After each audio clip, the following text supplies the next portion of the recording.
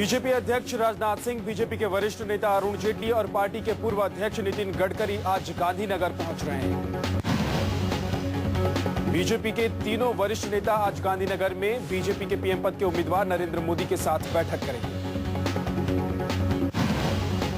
Exit poll में BJP को बहुमत मिलने के संकेत के बाद बीजेपी के वरिष्ठ नेता सरकार बनाने की रणनीति पर चर्चा करेंगे। एग्जिट पोल में बीजेपी को बहुमत मिलने के संकेत के बाद बीजेपी के वरिष्ठ नेता सरकार बनाने की रणनीति पर चर्चा करेंगे। आज गांधीनगर में हो रही अहम बैठक में मोदी राजनाथ सिंह को सरकार में शामिल होने का प्रस्ताव दे सकते हैं। आज बीजेपी के दिग्गज नेताओं की बैठक में एनडीए में नए दलों को जोड़ने पर भी चर्चा हो सकती है। चर्चा है कि नितिन गडकरी को एक बार फिर बीजेपी की कमान सौंपी जा सकती है। नितिन गडकरी पिछले साल दोबारा बीजेपी अध्यक्ष बनने वाले थे, लेकिन इनकम टैक्स के छापे के कारण बीजेपी ने उन्हें अध्यक्ष नहीं बनाया। अब इनकम टैक्स डिपार्टमेंट ने गडकरी को क्लीन चिट दे दी है। क्लीन चिट मिलने के बाद गडकरी बीजेपी अध्यक्ष बनना चाहते हैं। आज गांधीनगर में मोदी के साथ बैठक में राजनाथ को सरकार में शामिल करने और गडकरी को पार्टी अध्यक्ष बनाने के प्रस्ताव पर भी चर्चा हो सकती है। गडकरी पिछले 2 दिनों में मोदी और आडवाणी से मुलाकात कर चुके हैं। गडकरी को संघ का करीबी माना जाता है।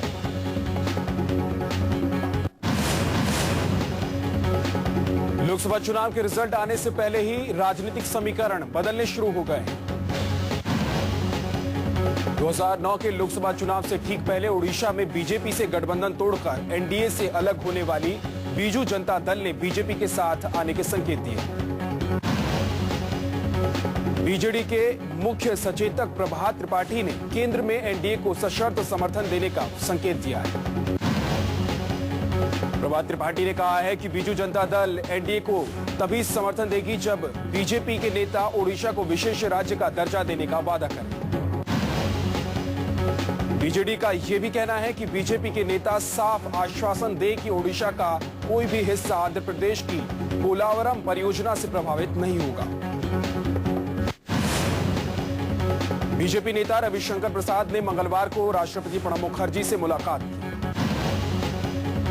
राष्ट्रपति प्रणब मुखर्जी के साथ रविशंकर प्रसाद की मुलाकात बंद कमरे में 15 मिनट चली। इस मुलाकात को शिष्टाचार भेंट बताया गया। इस दौरान क्या बातचीत हुई, इसे लेकर कोई आधिकारिक जानकारी नहीं दी गई। माना जा रहा है कि चुनाव परिणाम आने से पहले ही बीजेपी अगली सरकार के लिए खाका खींचने में जुटी हुई है। बीजेपी ने मोदी के लिए एक थिंक टैंक का गठन किया है। इस थिंक टैंक में कई पूर्व नौकरशाह शामिल हैं। कांग्रेस अध्यक्ष सोनिया गांधी आज प्रधानमंत्री डॉक्टर मनमोहन सिंह के सम्मान में भोज दे रही हैं।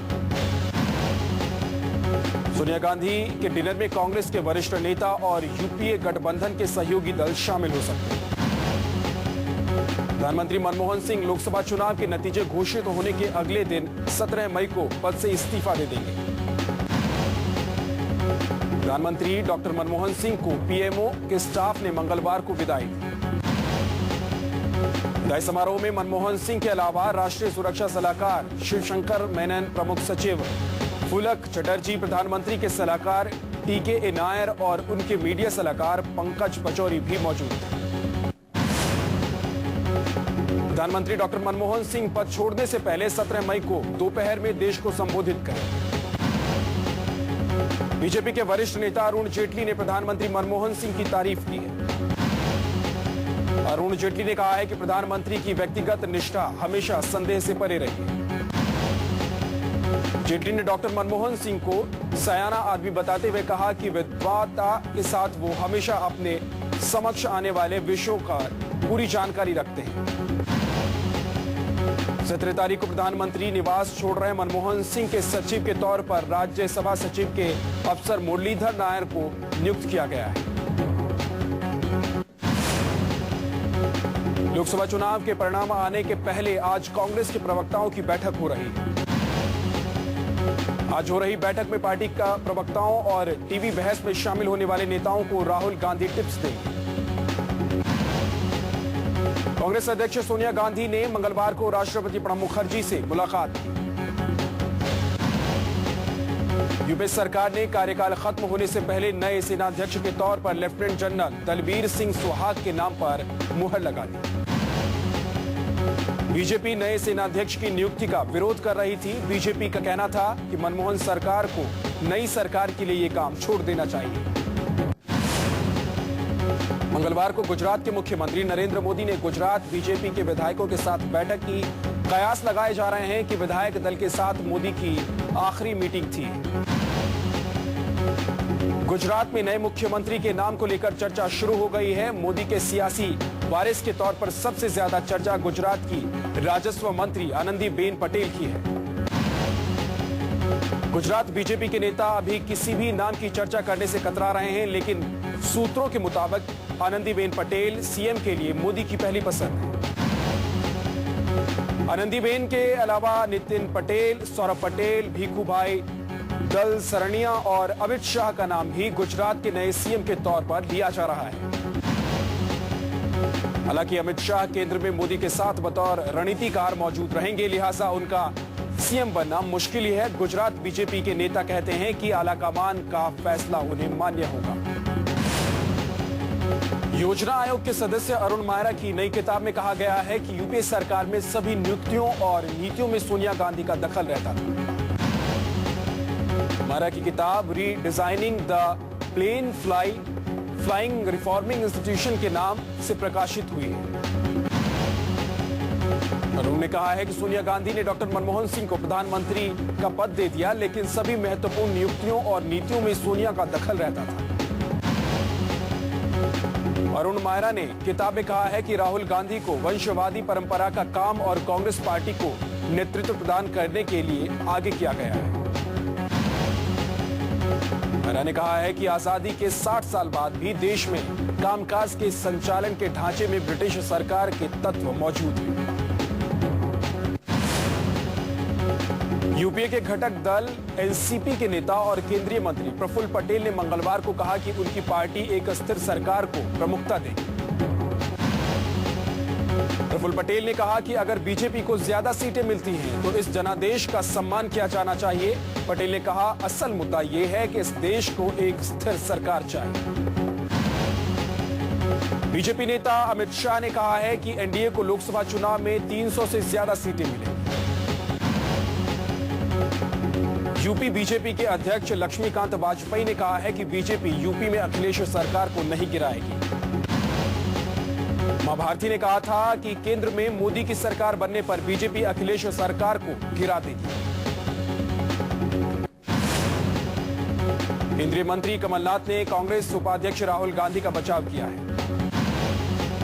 कमलनाथ ने कहा है कि राहुल गांधी यूपीए सरकार का हिस्सा नहीं है और चुनाव में कांग्रेस के संभावित खराब प्रदर्शन को उनकी नेतृत्व क्षमता की कमी के तौर पर नहीं लिया जाना चाहिए। कमलनाथ ने कहा कि मनमोहन सिंह के नेतृत्व वाली सरकार अपने कार्यक्रमों और अच्छे कामों के बारे में जनता को ठीक ढंग से नहीं बता पाई। कमलनाथ ने एग्जिट पोल पर कहा कि 2004 और 2009 में एग्जिट पोल के नतीजे हकीकत से दूर थे। सोमवार को कांग्रेस महासचिव शकील अहमद ने भी राहुल गांधी का बचाव किया था। आम आदमी पार्टी के नेता और अमेठी लोकसभा सीट से पार्टी प्रत्याशी कुमार विश्वास ने कहा है कि उनकी पार्टी अभी राजनीतिक तौर पर परिपक्व नहीं है। कुमार विश्वास ने कहा कि हर अच्छी संस्था की तरह इसने अपनी गलती सार्वजनिक रूप से स्वीकार की है। हम ईमानदार हैं लेकिन नौसिखिए हैं। कुमार विश्वास ने कहा कि चुनाव में उनकी जीत हो या हार वो अमेठी नहीं छोड़ेंगे। विश्वास ने कहा कि वो अमेठी के लोगों के लिए काम करते रहेंगे। कुमार विश्वास का दावा है कि अमेठी में करीब 17,500 लोगों ने इस क्षेत्र में आपके साथ अपना पंजीकरण कराया है। कुमार विश्वास ने कहा कि पार्टी ब्लॉक स्तर पर स्थायी कार्यालय खोलेगी ताकि आम आदमी की परेशानियों को सरकार के सामने उठाया जा सके। सूरी लोकसभा के चुनाव अब तक हुए सभी लोकसभा चुनाव में सबसे महंगे साबित हुए। सरकार ने इस बार लोकसभा चुनाव पर 3,426 करोड़ रुपए खर्च किए हैं। इस बार लोकसभा चुनाव में हुई खर्च 2009 से 131% ज्यादा है। साल 2009 के चुनाव में 1,483 करोड़ रुपए खर्च हुए थे। चुनावी खर्च में हुई बढ़ोतरी के लिए चुनाव आयोग ने महंगाई और मतदान फीसदी को बढ़ाने के लिए उठाए गए कदमों को जिम्मेदार बताया है। International investment bank Credit Suisse ने कहा है कि टीवी चैनलों पर दिखाए गए एग्जिट पोल गलत होने की संभावना बहुत ज्यादा है। क्रेडिट स्विस ने निवेशकों को सावधान रहने को कहा है। एग्जिट पोल के बाद आजकल शेयर बाजार रोज छलांग लगा रहा है। फ्रेंच बैंक ने कहा है कि एग्जिट पोल में बीजेपी और इसके सहयोगी दलों को बहुमत मिलता बताया गया है, लेकिन इसमें संदेह है। क्रेडिट स्विस ने माना है कि देश की कुल सीटों की संख्या भले ही एग्जिट पोल के आंकड़ों के इर्द गिर्द हो, लेकिन राज्यों के स्तर पर आंकड़ों में बड़े परिवर्तन की संभावना है। भारतीय निवेश संस्थाओं ने भी एग्जिट पोल के बाद बाजार में तेजी को देखते हुए निवेशकों को सावधान रहने को कहा है। गाजियाबाद में एक हफ्ते पहले हुई समाजवादी पार्टी के नेता के भाई की हत्या के मामले में पुलिस ने 4 आरोपियों को गिरफ्तार किया है। आरोपियों में से एक पुलिस वाले का बेटा कुकी है तो दूसरा आरटीआई एक्टिविस्ट है। आरोपियों ने आपसी रंजिश के कारण हत्या की वारदात को अंजाम दिया। 16 मई को NH24 पर समाजवादी पार्टी के नेता के भाई कपिल यादव की हत्या कर दी गई थी। कपिल अपनी कार से जा रहा था। गाजियाबाद में बम्हेटा इलाके में रहने वाले कपिल के बड़े भाई की 10 साल पहले हत्या कर दी गई थी। तब कुकी के घर वालों पर हत्या का आरोप लगा था। कुकी के परिवार के मुताबिक कपिल का परिवार कुकी को जान से मारने की धमकी देता था। बस इसी बात पर कुकी ने एक हफ्ते पहले कपिल को गोली मार दी। केदारनाथ और बद्रीनाथ में बीते 3 दिनों से रुक रुक कर हो रही बारिश और बर्फबारी की वजह से दोनों ही धामों की यात्रा को रोक दिया गया है। केदारनाथ यात्रा को शुक्रवार तक रोक दिया गया है। केदारनाथ जाने वाले श्रद्धालुओं को यात्रा के आधार शिविर सोनप्रयाग और मंदिर से करीब 4 किलोमीटर पहले लिंचौली में रोका गया।